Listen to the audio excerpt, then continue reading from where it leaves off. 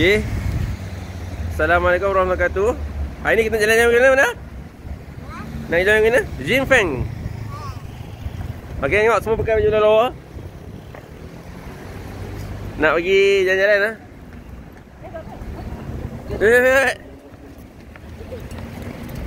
Okey. Okey. Semua nak menuju ke mana ni? Dah? Semua dah cukup tidur ah?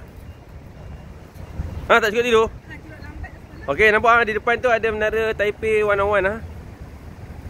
Terlindung sikit lah. Ya, depan tu. Ya, depan tu lagi. Cuba abang tengok, dia hampa kena keluar ke jalan sikit. Okey. Sekarang ni pukul 7.10 dan juga suhu adalah pada 22 darjah Celsius. Tertera di atas tu. Di bangunan atas tu ada tulis suhu dan juga pukul berapa. Okey, jom kita lintas jalan. InsyaAllah kita akan ke MRT station.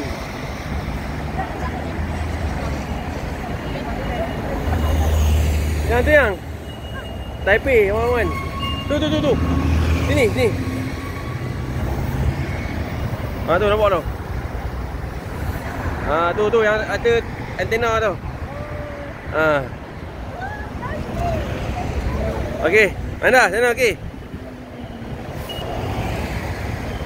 Dah dekat dah. Okey, semua orang nak pergi kerja tu. Ha?